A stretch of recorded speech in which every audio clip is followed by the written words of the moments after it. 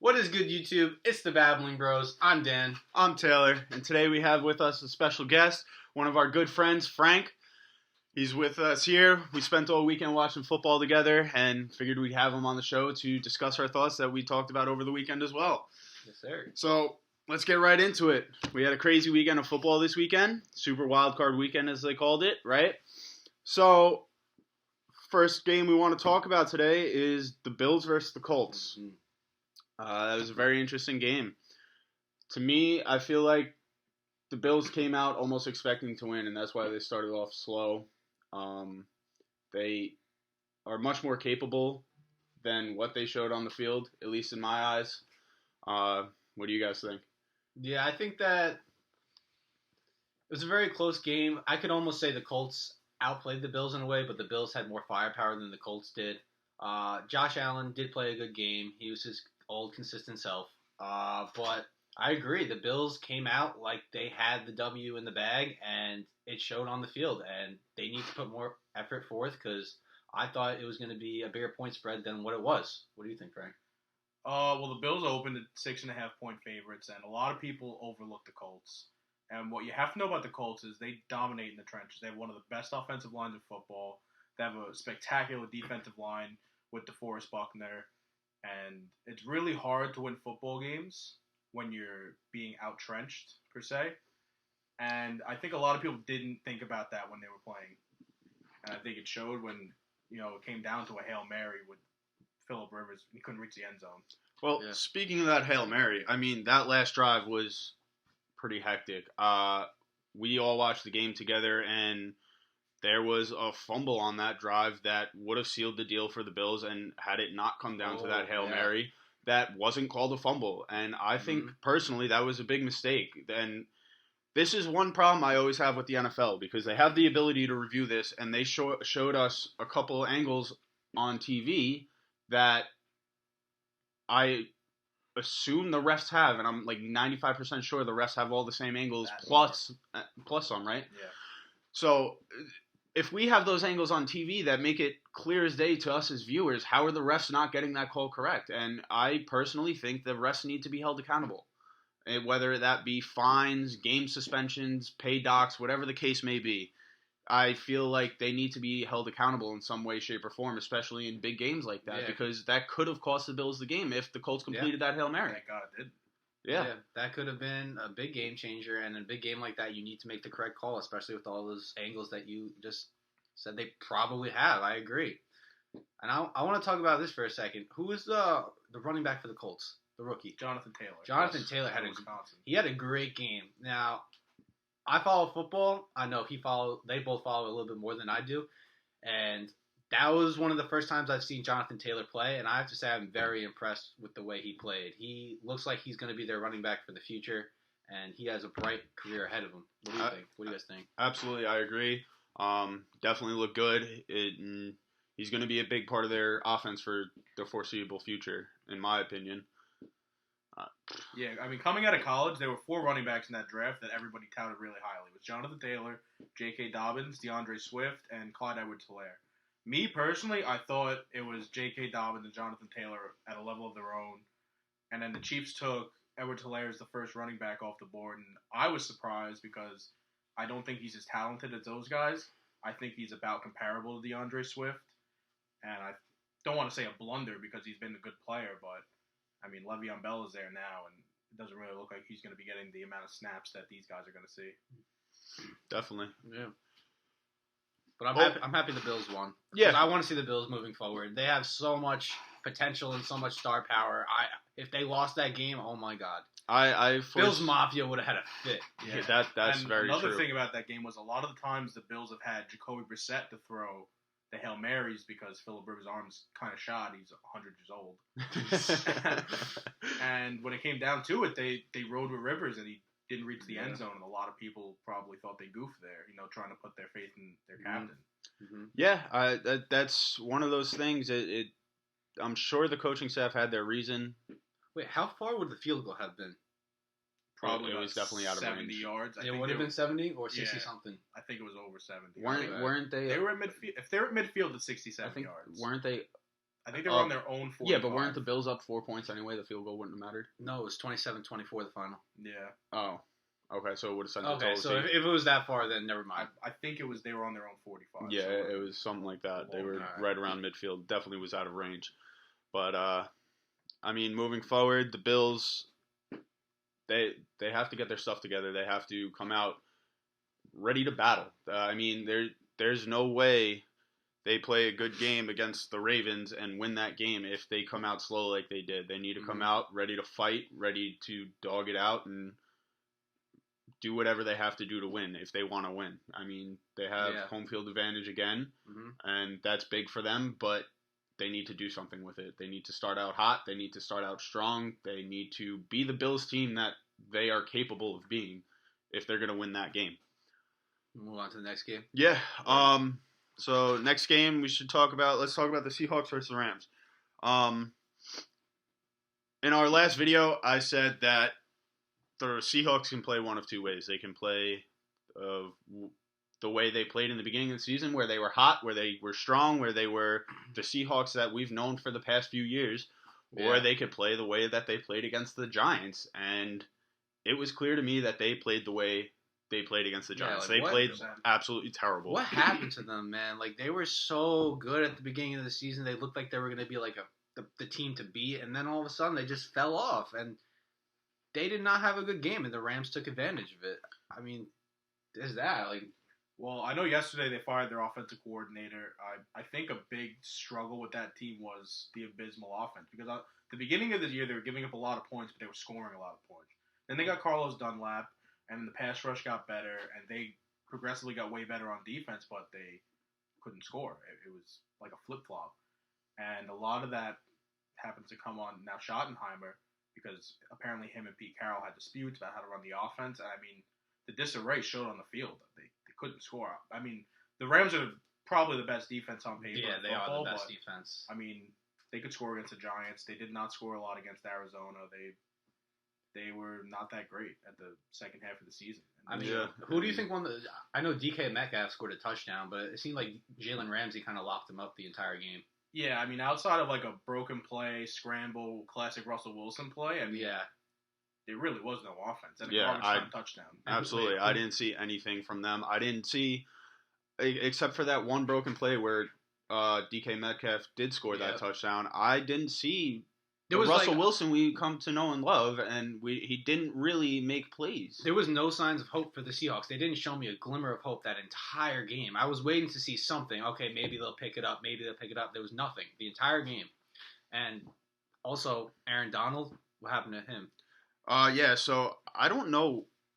They didn't really update us during the game of what the actual injury was, but earlier, I looked up what his status was for the upcoming week, and he's fully expected to play by McVay. So I guess it wasn't too serious, but it looked like his ribs. Yeah, his ribs. And then right. They also said that he was having trouble breathing, so I assumed possible punctured lung.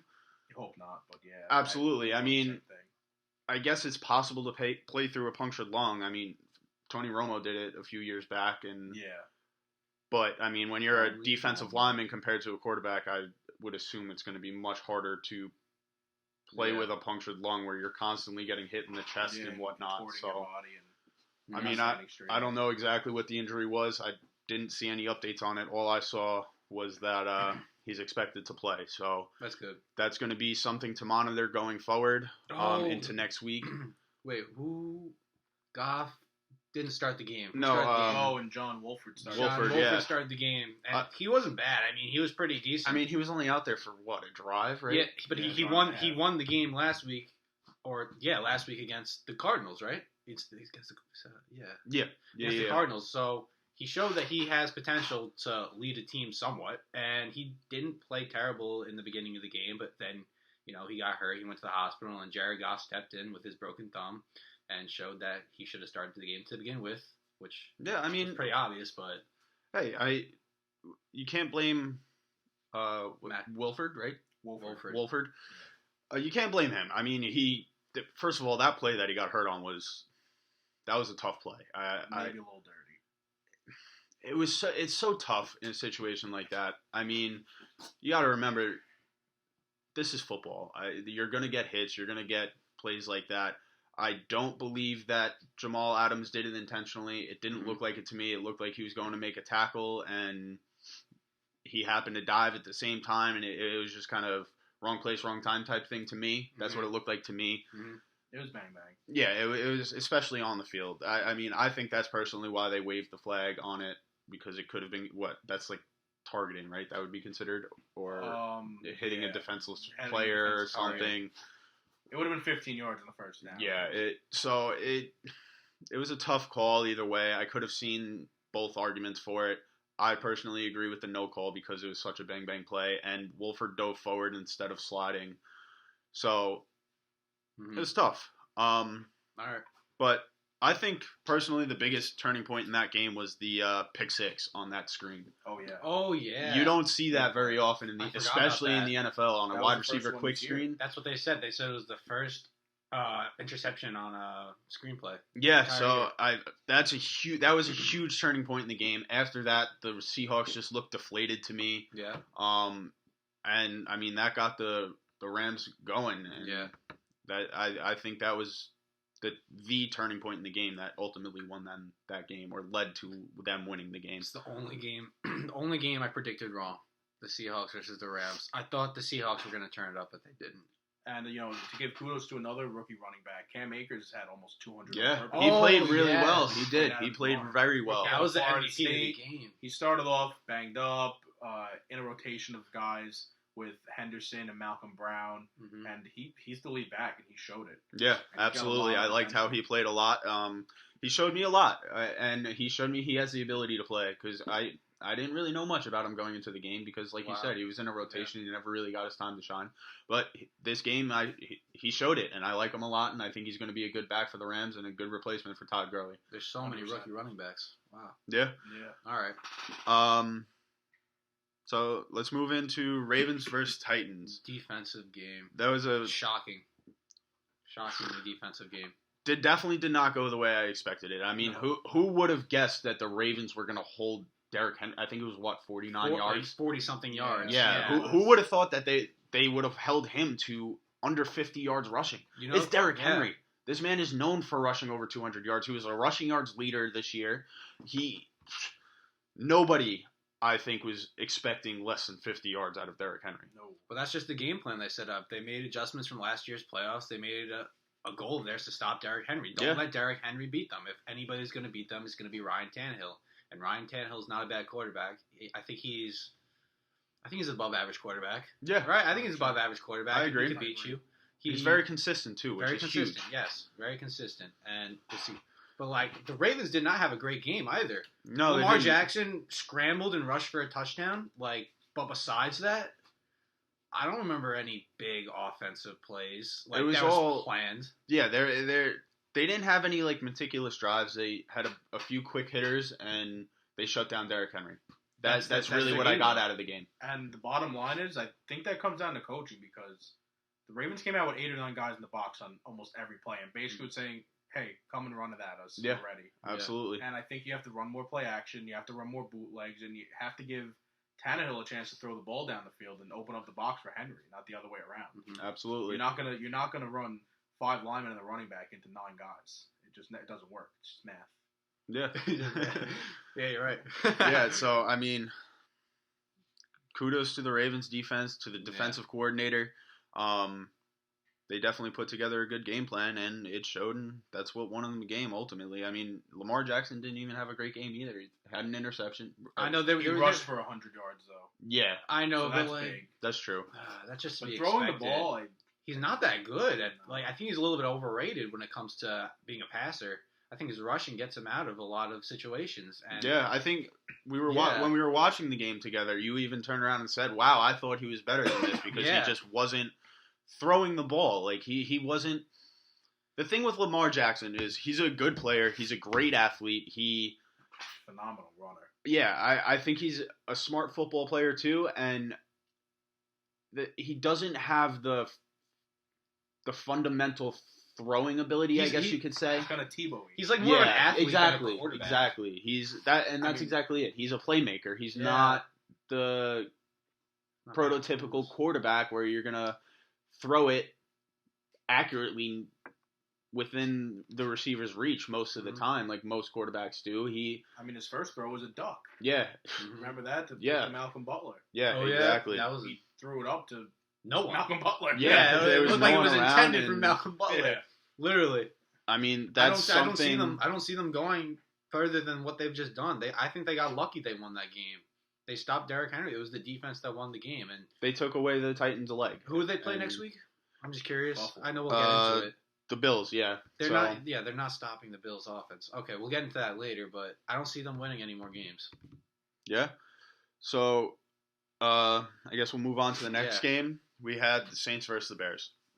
I mean, that was boring. This game to me was pretty boring. It was nothing that wasn't expected to happen happened. I mean, Drew Brees played well. The Saints played well. The Bears, the Bears, like I said, they show shots of being good, and they just can't put it all together to consistently be good. And that's pretty much what happened in this game. There was a few times where I said, wow, the Bears are looking pretty decent, and they're looking good, but they couldn't keep it going. And that's the Bears right now. They need to figure out how to keep it going. And, I mean, Sean Payton, Drew Brees, with a healthy Michael Thomas, a healthy Alvin Kamara, the Bears aren't beating that team. It's just not going to happen. A lot of teams aren't beating that team. Yeah, I mean, the Saints are definitely a force to be reckoned with through the rest of these playoffs, and we'll see where it goes. But in that game, that was the first ever game broadcasted on Nickelodeon. And, I mean, I like the concept. You did not like it. No, Frank didn't like it. Hear me out. Hold on. Frank hated it. I like the concept. We did tune into Nickelodeon a little bit to see what it was all about. I didn't like watching the game on Nickelodeon. Very crazy. Oh my god, that kick is so high. Yeah, like all that. Like I'm too focused on the game to be. It's a distraction to me. It's not football, but I like the concept of it to try to get the younger generation more into football because I mean, growing up as a kid, I played tackle football with pads the whole 9 yards from when I was 5 years old. Nowadays, in my hometown, they don't even have a tackle football league for 5-6 year olds. I think it doesn't start till either 7 and 8 division or maybe even 9 and 10 division where you can actually tackle. So I like the concept as well. I liked how after everything happened, they explained the entire game. They explained what a 2-point conversion was. They explained flag and what different penalties were. Yeah. They explained even like the basics, what a first down is, like who the main players are. They compared certain players to certain cartoon characters, which is a great way to relate to the minds of the young kids. And I liked what they did, and the slime celebration when they get a touchdown, even though it seems funny and silly, it's visually stimulating for a child. They see that and they're like, oh, that's really cool. Like, I want to do that in real life in person. So I thought it was a great marketing strategy for the NFL and for Nickelodeon, and I would have preferred to watch the entire game on Nickelodeon, but these two goons didn't let me do that. So there's that, but yeah.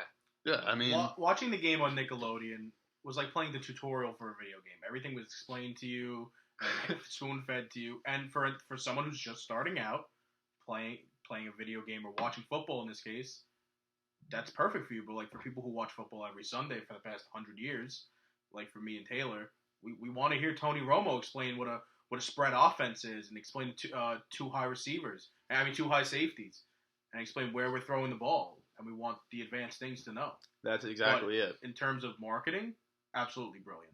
It's flawless. It's perfect.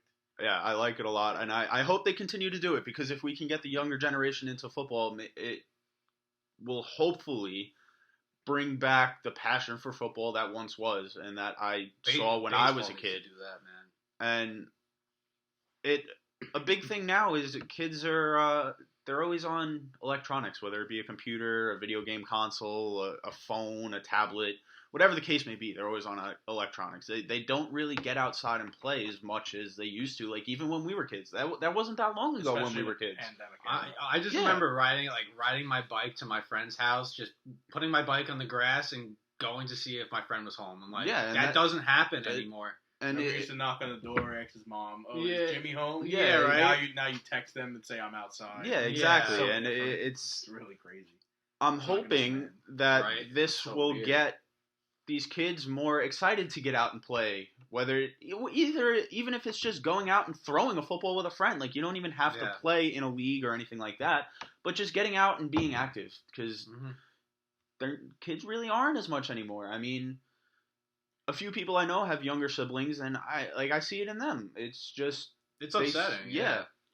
Kids need to be kids, and kids need to be active, and kids need to explore and figure out different things, and it's not really happening. So hopefully this is a good way. And I mean, I would even like to see some other sports do it. Like I want to see baseball do it because baseball is going downhill. I think a very old audience. Baseball used to be the premier sport, especially in the 90s during the steroid era, but that wasn't the reason that was so popular. It was just the most popular sport at the time. And, basketball and football are more faster paced and kids enjoy it. It's more accessible to play. Baseball needs to get on the Nickelodeon wave or Disney Channel.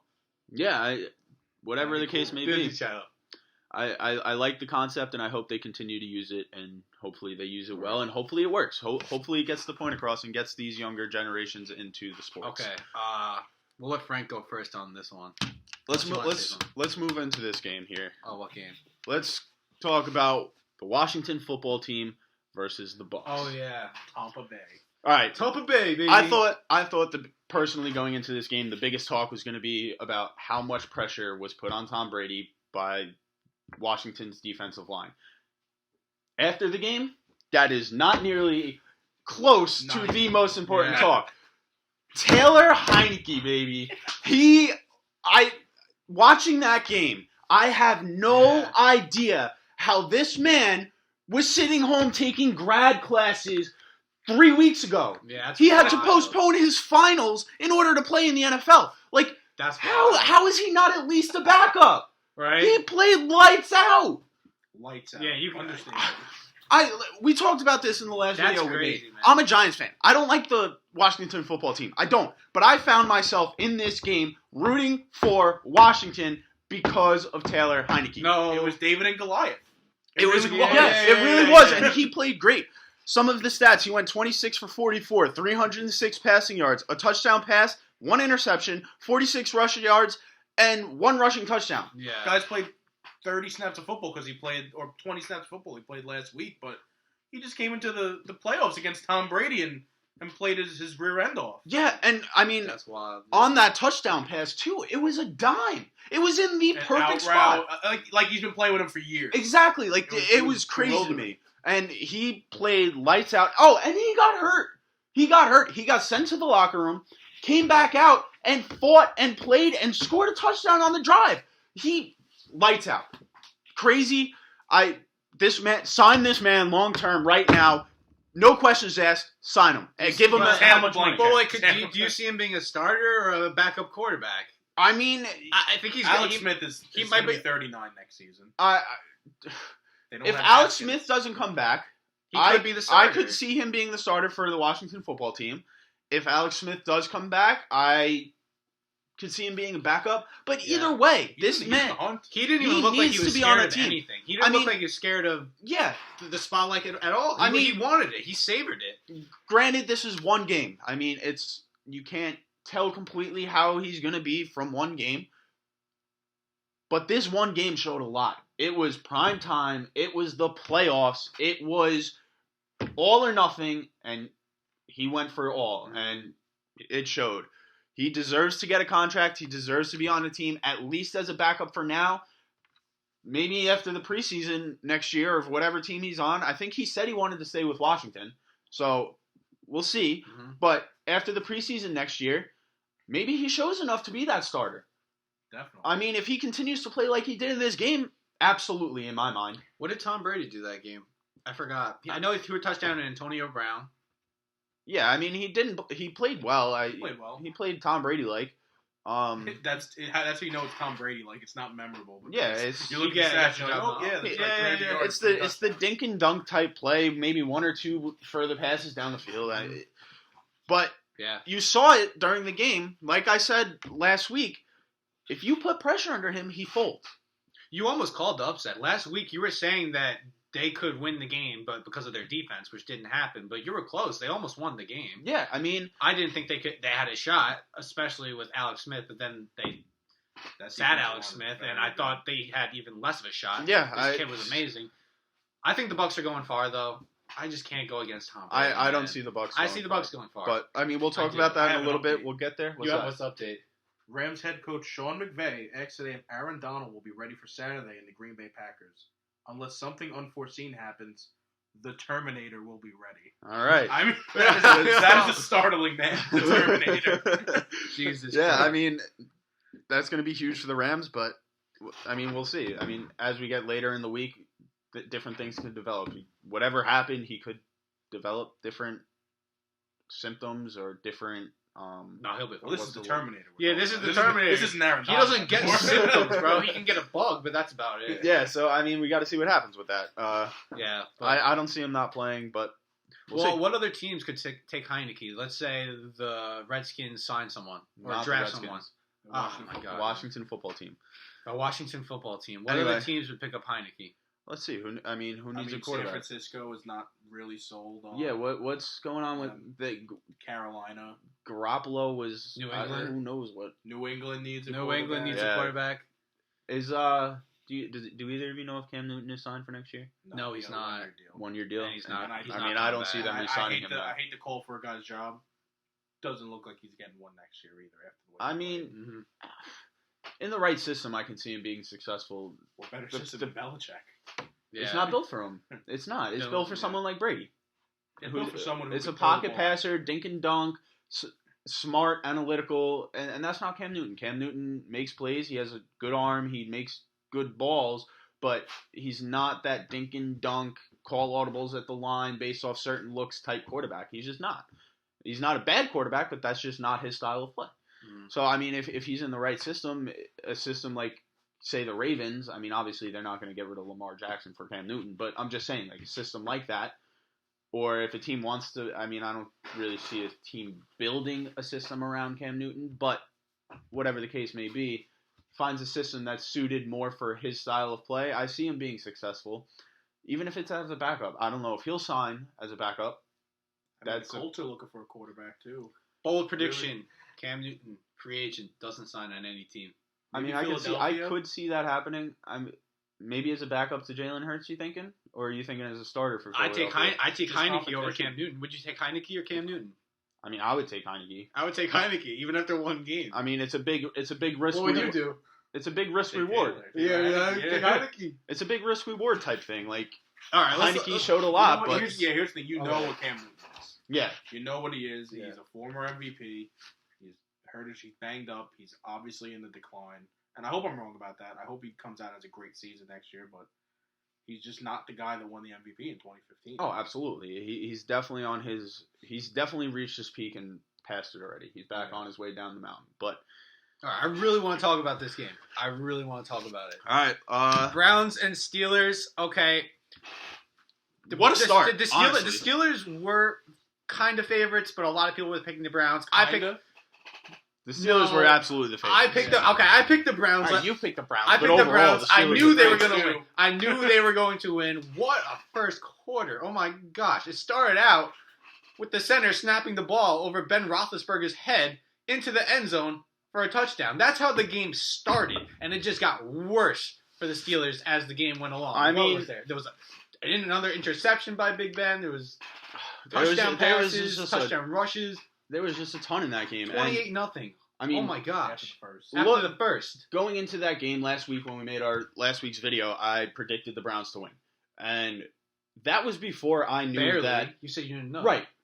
But that was before I knew that the Browns weren't going to have their head coach, weren't going to practice all week, were missing 7 starters. Yeah. Oh, I'm just Or gonna I don't know if really it's 7 quick. starters, but 7 players. At least 2 of them, which were Pro Bowlers, And other coaches. and they were missing other coaches, and they had all this drama going on all week. And I said, when I found all of that out, I was like, "There's no way they win this game." I'm thinking to myself, Baker Mayfield, 263 yards, 3 touchdowns, 0 interceptions. "Yeah, I mean, 0. dude, the Browns played lights out. Baker Mayfield didn't throw a ball all week. That's wild. That's what's crazy to me. Jarvis Landry showed he could be a number 1 with OBJ out. Nick Chubb, good day receiving and on the ground. Austin Hooper, touchdown, 7 receptions, 46 yards. A lot of people produced for them. What were you going to say? Yeah, I mean, it was a well-rounded win. you said to me, the Browns have no chance of winning. They haven't practiced. I said, isn't that the perfect recipe for disaster for the Steelers? You Going did. into an unprepared team that's just ready to blitz you and kill you. Absolutely. And ready to put it all out in the field. Yeah. Against a team that's on a decline. It lost to Cincinnati. That lost to 4 of its last the 5. football team. They lost to a lot of teams. They lost to the Bills. Yeah. You know and what? weren't even close in those games. Yeah. Cincinnati dominated them with who was the quarterback? Brandon Finley. Yeah. It wasn't Burrow. Burrow was out. God rest his soul. God rest his soul. Prayers up. Prayers up. Hopefully he comes back. They say he's rehabbing very well. Well, I'm glad to hear that. I mean, I liked Burrow coming out of the draft, and I hope he comes back healthy, and I hope he doesn't have any lingering injury stuff going on. But I mean, I think when you look back on this season, the Steelers started off 11-0. Yeah, but it was a fluke, and everybody knew. All right, but like, there wasn't an 11-0 team. Dude, there's no way Bud 11-0 is a hurt. fluke. Listen, Bud Dupree got hurt. He was an outstanding outside linebacker. Him and TJ Watt were unstoppable.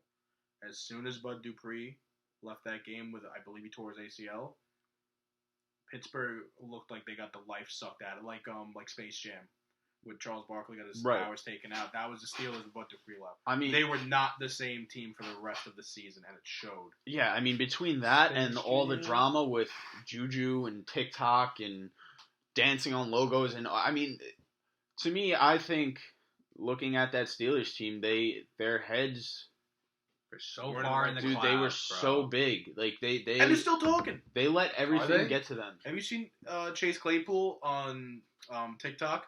He's like, don't matter, they're gonna get smacked next week. How can you say that? And I was like, dude, you just got smacked. You can't talk. I mean, the Steelers. That's it. You lost. Look at the scoreboard, dude. Yeah. You can't talk. You got owned. Yeah. You got to wait till next season to talk. Same old Browns, they said. I mean, the same old Browns. Yeah, okay. They were who we thought we were. No, they weren't.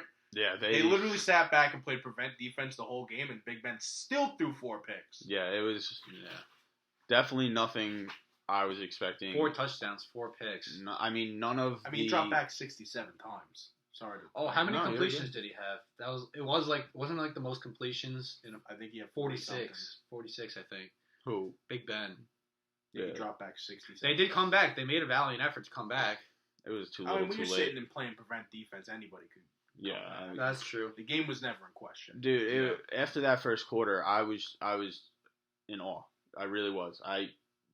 Not only did I not expect the Browns to win after hearing all the drama and stuff that they went through as a team this week leading up to this game, there was not even a sliver of a thought of what happened was going to happen. Like, for them to start out 28-0 in the first quarter in an NFL playoff game, that's just embarrassing. That's insane. And against a team who started out 11-0. Do you think? Well, it's about how you finish, not how you start. No, I know, but that I'm just saying because that team has the ability to be good. You don't start out 11-0 if you don't have the ability to be good. Well, it's impossible. Do you think almost not at the NFL level? Do you think Baker Mayfield is a top 10 quarterback? No, I think he is. He's like 10 or 11. He's borderline. He's right around there, but I don't. Russell Wilson.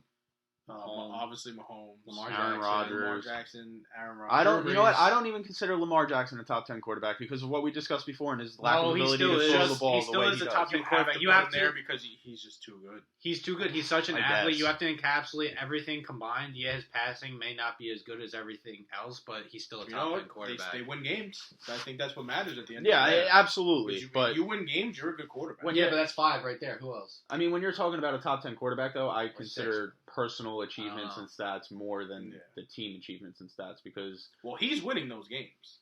He is going out and putting on shows offensively. yeah, I guess mean, you're he's right. the focal point of that offense. Yeah, And I guess you're right. All right, nice I could see him being in the top 10, but I mean, if you want to talk about just throwing skills, Aaron Rodgers, Brady, Breeze, Brady, Wilson, Mahomes, Josh Allen now. Josh Allen, absolutely Yeah. top 10. Prove me wrong. Wait, I actually want to figure this out. So, I'm trying to think of the other teams and who their quarterbacks are. I mean, maybe Matt Stafford. No. I mean, Justin Herbert now is in the conversation. Matt Ryan. Herbert played very well this year. I don't think we're going to talk about Derek Carr and Matt Ryan. And No, you can't. So he's a because top 10 quarterback. Drew Lock. because I mean, look, He's they're a top 10 quarterback. Not Teddy. Tannehill's in the top 10 to me. I agree. Yes, I agree with Tannehill's that. in my top 10. Absolutely. Phillip Rivers is not. No, No, not I'm just anymore. breaking it down by division. he's a top 10 quarterback. Baker Oh, Mayfield's top Deshaun 10. Watson. We're Deshaun forgetting Oh, Watson. Deshaun Watson, Probably top absolutely, yeah. So that's 8. Baker Mayfield's a top 10. He's 9 or Baker- 10. I mean, I'm not thinking of anybody. Jacksonville, Gardner Minshew's not it. Neither is Mike Glennon. So we're just gonna spitball here. I can't think of any. I mean, Drew Brees, we said. Yeah. Tampa, not Teddy. I mean, Dak Prescott. Yeah, Dak Prescott's a top 10. he's hurt. He's hurt, but yeah, he's still it's top tough. 10. But that offense is tremendous. Yeah, I mean, Andy Dalton had a good season. Yeah. On a really bad offensive line. I mean, yeah. Dak had a really good offensive line, and I mean, Put Dak up Prescott before he comparable went and got numbers. hurt was leading the league in passing yards. I'm pretty sure. yeah, but they were playing in garbage time. So Yeah, but still, you need to have the skill set to complete the passes if you're going to be leading the league in passing yards, especially going up against the guys that we were just naming. that's true. I mean, I'm trying to think of more quarterbacks. I mean, I guess forgetting somebody? Baker No. Mayfield is right Maybe in there. Kyler Murray. I know. I wouldn't put him with No. Baker though. I wouldn't put him above Baker Neither either. I would not put Goff. No, No. Not Jimmy G. Not Wentz. definitely not one. No Daniel Jones. No Alex Smith. No Taylor. Maybe Taylor Heineke. Maybe. Yo. Yeah, I mean, I You could put him at 10 or 11. You Yeah. really could put Baker Yeah. Mayfield 10 or 11. I mean, he's right. He's right there. It really at that point. It's I'm just down happy to he wasn't. personal preference. I'm happy he wasn't another Johnny Manziel. It looked like he was going to be a Johnny Manziel Cash part money, 2. baby. I can't hear you. Yeah, I mean, it's All right. the Browns really went out. They played well. They went out to win, and they went out for blood. Honestly, they went out. That's what they went out for. They were sick of the Steelers. They were sick of the Steelers talking trash. They were sick of the TikToks. They were sick of everything. So they moved on. But The let's next move week on playoffs. let's move on. Let's talk about our matchups for next week. Next week we got the number 1 defense versus the number 1 offense in the Rams versus the Packers.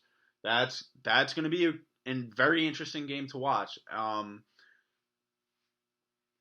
Packers are going to win it. Yeah, I can't vote against Aaron Rodgers. I mean, they had the number 1 offense this year. He's It's got at a ton Lambeau, of too. ton of weapons around them. It's at Lambeau. I can't vote against Aaron Rodgers. Aaron Rodgers is going to control that game. They're in Lambeau. Aaron Rodgers is the MVP. Devontae Adams playing out of his mind. It's going to be cold out. I mean, and this all leads me to think, leads everybody to think it's Green Bay, right? And that's why I'm picking the Rams. no. That Are you defense serious? can stand up and play with them. Are you serious? I am 100% serious. I mean, a good thing is that Jared Goff, he won't be able to feel his thumb anyway. So. yeah.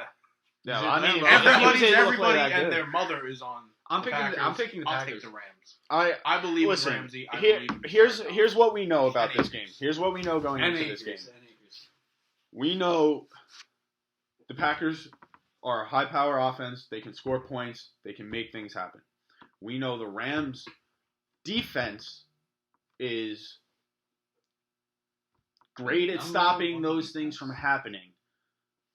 But I don't know if they're great enough to I'll tell you stop this. Aaron Rodgers and to stop Devontae Freeman and to stop Jones. And Well, Devontae Freeman's not going to play. no, not Devontae Freeman. Devontae Adams, I'm sorry. Oh, because they just signed Devontae Freeman on the practice squad. Oh, I didn't Did even they know. not? Was that? Did they? I don't Was, know. was it Green Bay that signed No them? way. Somebody signed them. I don't even know. If I'm that's the looking it thing, up. I didn't even know. I meant Devontae Adams. My bad. That's mad funny, actually. I'm But- sorry, it was the Bills. The Okay, Bills signed yeah, Devontae Adams. Excuse I me. meant Devontae Adams. My apologies. But with those weapons, and granted, yes, the Rams do have the ability to stop high power offense. I think Akers' game was just a one-time thing. I don't No. think you have to hope for another big game from Akers because Jared Goff with the broken thumb can't do it on his own. Listen. Who do they have? Robert Woods at the wide receiver position. Cooper Kupp. But he's coming off an injury too. He's expected to play. Who's But the corner? Do you know what the cornerbacks are for the Steelers? The Packers. I mean, I don't know football that well. Jair Alexander. I think He's good. King, Who's King? the corner for the Packers. I don't remember King. Not Desmond King. Because Desmond King's on Tennessee. But listen, another thing about this Packers team is they are in the bottom third of the league in rushing defense. Really? And they're going to have a tough time with Andrew Whitworth and that Rams offensive line. And the best way to stop an offense is not to play good defense, which they already do, but to keep the ball away from Rodgers. Long, concise drives, running the football, play action, bootleg. It all fits right into Sean McVay's scheme. And I think that the Packers are everybody's favorite, and I think the Rams are going to come in and prove them wrong. There's a lot of unforeseen factors. I mean, everybody's like, Packers, let's go. That's it. Yeah, but I mean, the Rams haven't been able to get their offense really rolling. They've had spurts where they'll play well for if they could score drive, 30 two points drives, like they three did drives. this week, they could win. Yeah, but I don't foresee Aaron Rodgers giving up the ball as much as the Seahawks did. Yeah, but if he doesn't have the ball in his hand because they're running the ball against the worst run defense in the league. Right, but that's my point. Like, so you're saying how are the Rams going to beat the Packers through their run? Running game? They're going to run the ball and keep the ball away from Rodgers. And on top of that, the Rams can't win if he offense, doesn't have the ball in his hand, right? the Rams offense didn't score 30 points because you had 24. The pick six. So, that was a huge momentum. Like I Goff's feel gonna like be better because he's healing up and getting. But even before he hurt his thumb, the Rams were not very good on offense. Well, they didn't have Akers then. He was hurt. He's coming back from a hamstring injury. It's a big deal. I mean, you saw what he could do. And Whitworth's back. Andrew Whitworth is the most important thing on that offense. Their left tackle. Yeah. Their veteran. Yeah. He was. I mean, when we were watching the game, they were showing it. Yeah. He was blocking his rear end off. Yeah. And I mean, he's one of the best to play left tackle right now. Yeah.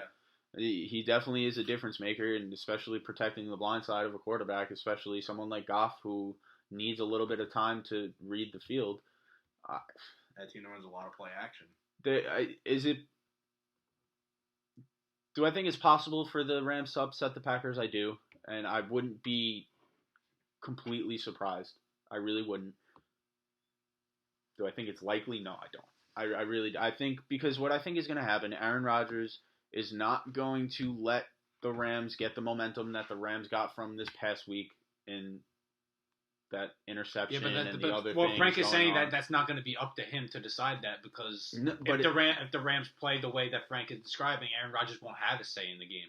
But it doesn't matter. Frank's not denying that Aaron Rodgers is going to do what Aaron Rodgers does. He's the greatest quarterback of all time. Period. There's nobody better than him. But I still think the Packers are going to win. No, okay, I mean, right. Listen. Last game and then listen. The thing is, you keep saying like, yeah, if Aaron Rodgers doesn't have the ball, but regardless, he has to have the ball. He's going to have the ball. He's going to make big plays, and that's going to be the momentum swings. I think Aaron Rodgers' big plays are going to be the momentum swings in favor of the Packers, especially in a Lambeau Field, especially in the cold. I know it's good, but it's still Aaron Rodgers. Who's the second receiver on Green Bay? Robert Tonyan. Who else? Come on, man. Alan Lazard, Valdez Scantling. And none of them had bad years. None of them had bad years, but these... I mean, let's face it. Ramsey and Devontae Adams, that's going to be an island, and we're not going to see Adams for the most part. Are those guys going to beat the rest of that team? Well, Jones could do it. Aaron Jones can be very good. That's going to be a big part of it, too. But you know what? They don't play him enough. They give Jamal Williams those carries on third and two. And they give him the 2nd and 4 carry, and you're not giving the ball to your playmaker. No offense to Jamal Williams if you're watching this, you're probably a great guy, but you're not. No offense, you're not Aaron Jones. I mean, the guy in my mind is a Pro Bowler. I agree. he's great, and they just don't give him the snaps and the time. I mean, I think he's playing 54 or 60% of the snaps. Yeah. He should be playing 70. 75 to 80% of the snaps. He is that big of a playmaker. I agree. And I that agree has been 100%. a lot of times where their offense is stalled. Yeah. When Aaron Jones isn't on the field. I mean, I guess. Yeah, I mean, you're right. I get that, and the only way to really see is by watching. So, I mean, I don't. All right, I mean, I picked the Packers. I think the Packers are going to win. Like I said, I wouldn't be surprised if they are Rams upset. lose, they at least cover. Next game is Ravens versus Bills. I have the Bills in this one because the Ravens didn't show me much last week. Like I said, they got some touchdowns off of a broken running play by Lamar Jackson. But Josh Allen, I think Josh Allen's just going to be too much for them. Yeah, I agree. I don't see the Ravens beating the Bills. The key to this game, in my eyes, is the Bills need to come out ready to play. I don't feel that they came out ready to play last week. I thought it was going to be an easy win, like I said before. I think that's going to be the key to this game. They have to realize they're in the NFL and anybody can win at any time. It's that simple. So if they come out ready to play, they come out prepared, they come out as the Bills that we all know that they are capable of being, then the Bills take it. But if they come out slow, flat-footed, not ready to play like they did last week, I think the Ravens take it. So let's talk about the Bills. Josh Allen is an absolute baller. I'm sorry for any bad thing I ever said about him, honestly, especially if he's watching. Stephon Diggs, I knew was going to be great. I drafted him in every fantasy league.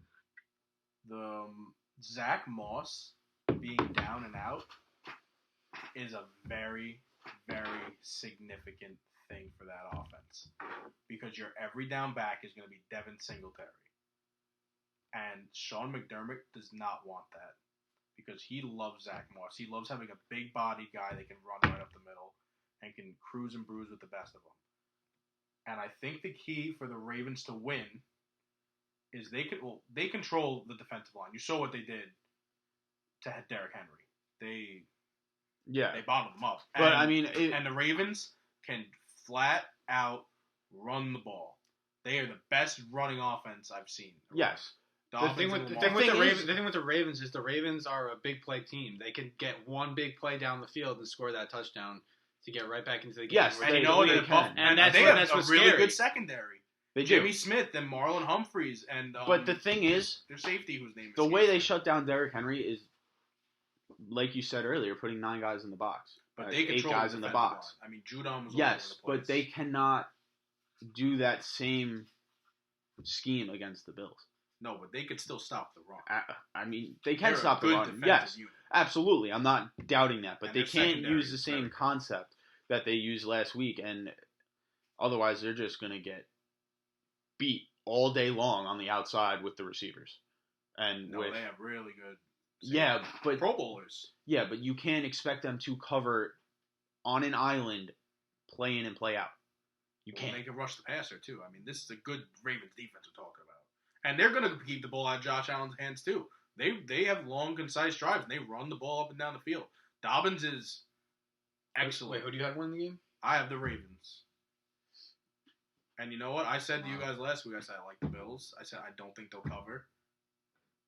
And then I was wrong. I lost both my bets, but that's not the point. I like the Ravens a lot. I don't care if it's in Buffalo. I don't care if Lamar Jackson's never played in the cold. I'll pick the Ravens.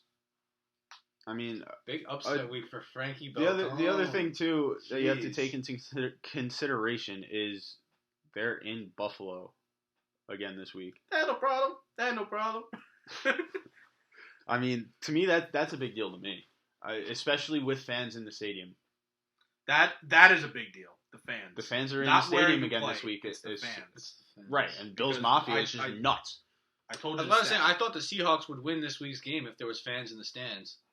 They might have. I think they would have. The Seahawks feed off that energy. The Seahawks are the Steelers of the NFC. You're right. That's a good comparison, actually. You think they're this big bad team, and then it comes down to it. They can't score 12 points. Well, under normal circumstances, though, where there's a packed stadium, that team From definitely what I've feed off seen of it. in the past years, they feed, and that's why they're known as the 12th man out there. Yeah. So I mean, fans have a big impact on the game, and I The knew fans that. don't play the game though. No, absolutely. I mean, but they do Yeah, have but, an impact. This They coronavirus has taught me that I didn't. home field advantage does not mean necessarily it's home field advantage because you're at home. It means home field advantage because you have the home fans cheering the whole time. And that 100%.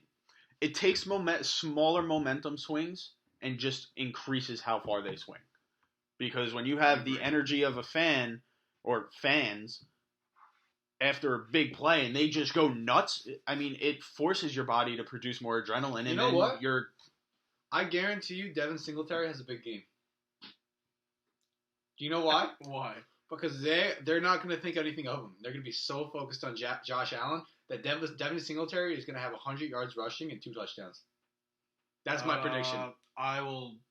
Yeah, I don't see that think so. happening. That's my prediction. I think Devin Singletary is a very good running back, but I don't see him going off against that defense. No. If No, Derrick not Henry, that way. even if they only had 7 guys in the box against Derrick Henry, he was still getting bottled up. They were filling gaps. They were flying around. I mean, they were hitting him in the backfield. Well, I mean, the They Bills can are do also that. gonna They're going to pass watch the ball a that. lot. They're gonna watch that and think of ways to solve that. I mean, so and Harbaugh has been here before. yeah, that's true. That's true. McDermott has not. I mean, I think McDermott's neither gonna of the go. Browns, Mike Tomlin and Big Ben, have been there, and the Browns have never been there. And Stefanski's been there though with the Vikings. He's been on 2 teams that won in the divisional round. none of the players have though. None of the players have no. And Stefanski Not wasn't not even one there. that I can think of actually. Kareem Hunt for the Chiefs. That's it. Yeah, They talked about that's it. yeah. I mean, other than Olivier that, Vernon maybe was he? he didn't even No, play though. was he on the Giants team that lost to the Packers? Was he on the Giants team that lost to the Packers? I don't think so.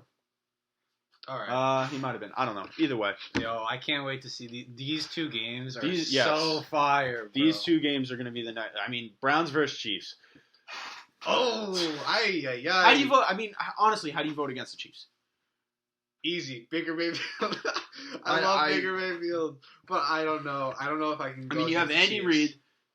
Basically, that whole team has been here before. I'm They scared- all I'm scared know what's what gonna- to expect. I'm scared it's going to be like last year. Remember the Chiefs went down big and then they came back against Yeah. Houston. I'm scared that's going to happen against the Browns, I mean, and then they're not going to be able to come dude, back when because you have the Browns want when it. you have Patrick Mahomes I know they throwing have so to many Travis offensive weapons. Kelsey, throwing to Tyreek Hill, throwing to Hardman. Like they have so many Someone else. offensive Watkins. weapons. They have Watkins. their offensive line is a good offensive line. Their defense is a good defense. You have good coaches who know what they're doing in these situations. Running back's not too shabby either. Man, I mean, I how love do the you Chiefs. vote against that team? You're going Chiefs? I love the Chiefs. I think they're going to win this game, and then they're going to win. Next week, and then they're going to win the week after that and hold up the Lombardi Trophy. The Chiefs? Yeah. Yeah, I think they're going to win agree. the Super Bowl. I mean, I want to put There the ain't a Browns team so that can mess with bad them. though. There ain't a I team want that to see can the mess Browns win. Like No. I just want to see them win. I don't see it happening. I want to see the could Browns see it, win I could too. see it happening. I could see it happening. The other Do thing, I think it's gonna happen though? I don't know, and I still haven't made a prediction yet. I'm probably gonna make a prediction after we're done talking about this. I mean, the other thing you have to take into account too is the Browns aren't going to be as fired up for this game because there's not as much bad blood between these 2 teams. Oh, like no, there they're was gonna be between fired the up. This Steelers is and the the Browns. This Yeah, is but the Chiefs. it was more of a personal thing They want to between beat the Steelers Chiefs. and Are the you Browns. kidding me? There actually is a little bit of personal beef, and I'm going to give you a background. Okay. Oklahoma, Texas A&M, Baker Mayfield threw for 7 touchdowns against them, and Mahomes threw for almost 700 yards when they played against each other in college. And also, Baker Mayfield played at Texas A&M and then transferred, and Patrick Mahomes became the quarterback at Texas A&M. Right. There is That's a little freaking- bit of personality there. Yeah, it's Don't say there's personality, nothing. but it's not bad blood like there was between I the mean, Steelers and the Browns. No, not at all. I mean, But there's a little something. dude. There's I mean, I would be just pissed for if it was example, like I mean, when I was playing football growing up, anytime we played our rivals, it was always a more intense Garden City. Yeah, like it was always way more intense for us. I mean, those Trojans. you have bad blood with a team. It's always a harder fought game, no matter what. 100%. It doesn't matter what stage you're on. you have bad blood, like the Browns did with the Steelers, you're going to fight harder because it's personal. It's not just going out to win a playoff game. It's personal. If the Chiefs are capable of getting to Baker Mayfield a couple of times, forcing him out of the pocket, getting him out of his comfort zone, I think the Chiefs are going to have an easy win.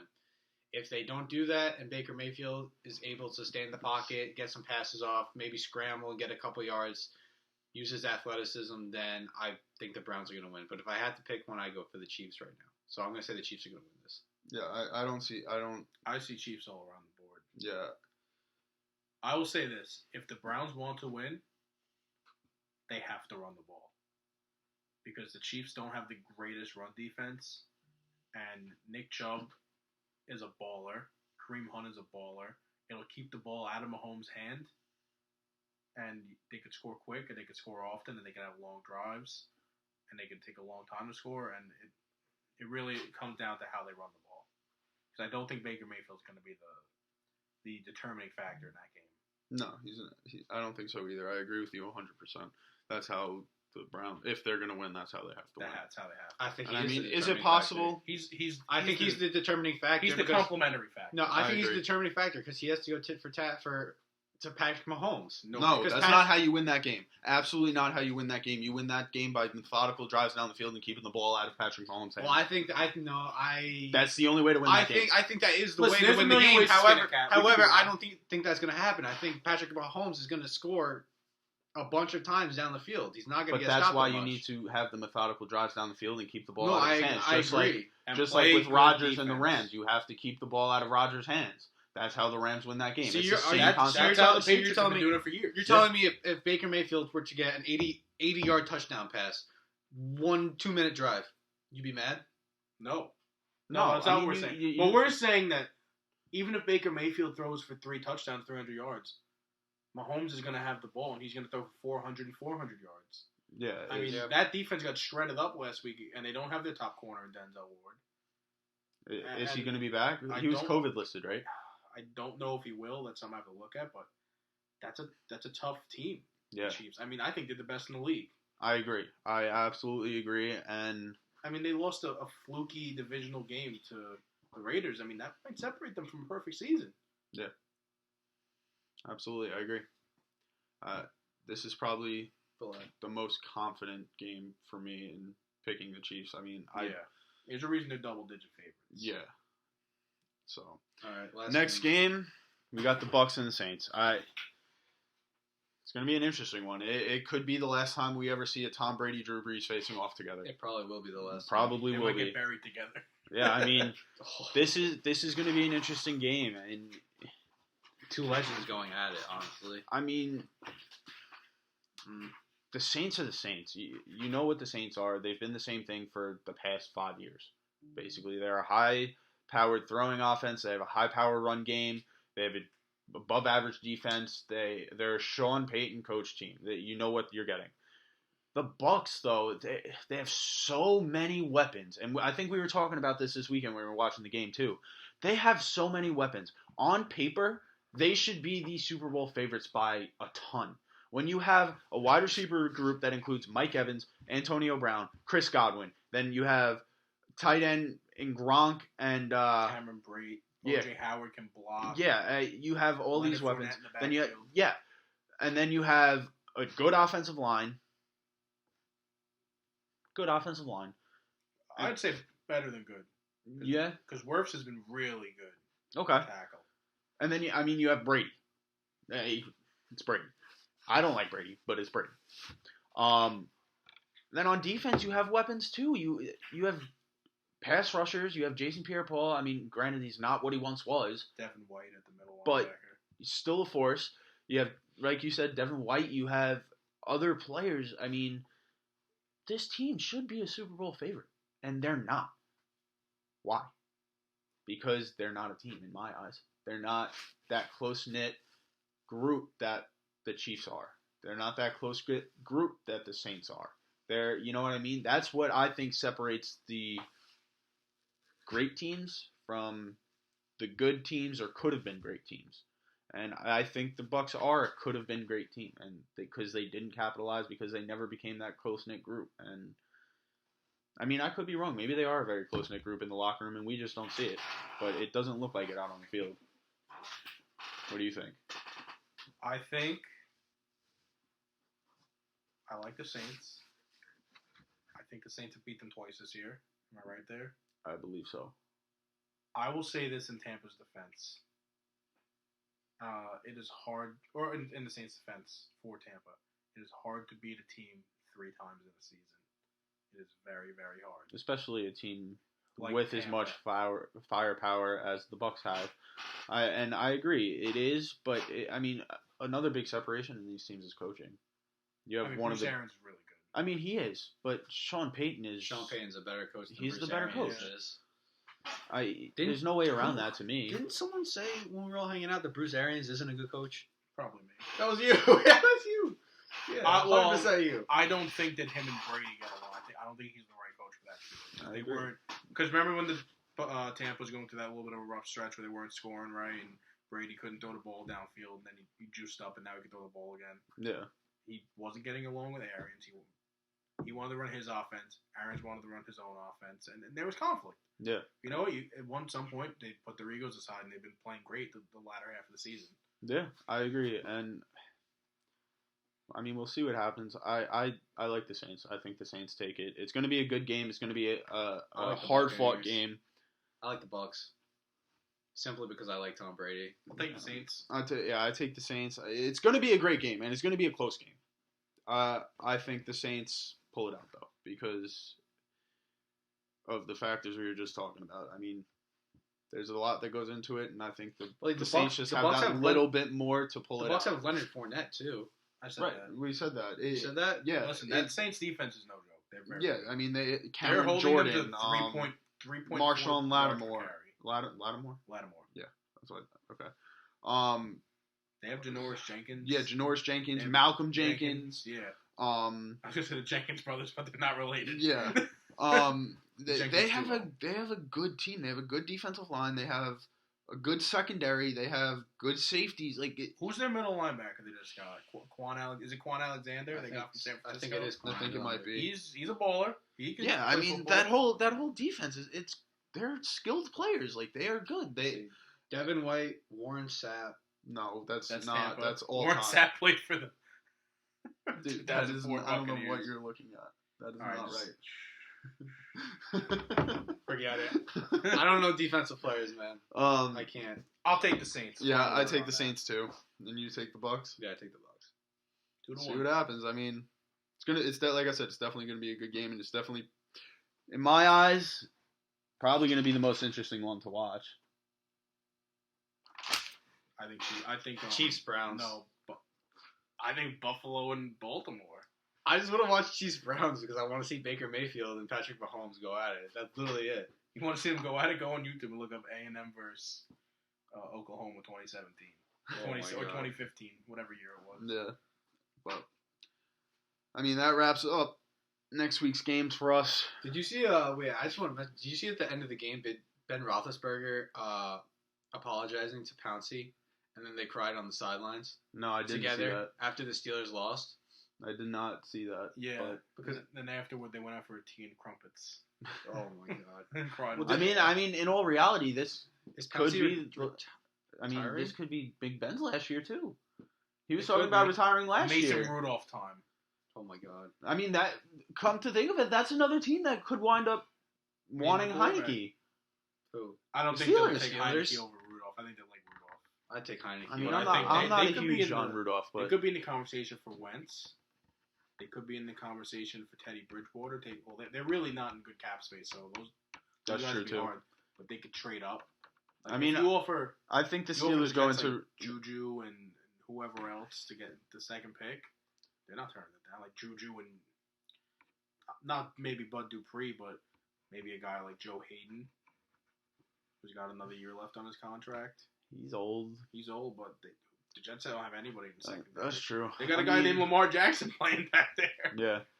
I mean, I think after Big Ben, because they're not, Juju's contract's up, isn't it? Or is it next year's up, Juju? I think it's next year. I thought it was this year. I could be wrong. But either way, I mean, when Big Ben finally does leave, it's going to leave a big gap in their team. And Big Ben definitely makes a big difference. He's definitely better than Rudolph.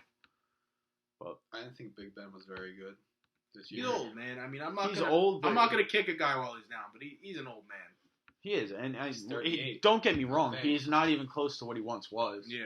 I mean, he's not in his prime by any means, but he's still that veteran player, that smart player who can call the audibles at the line when he needs to.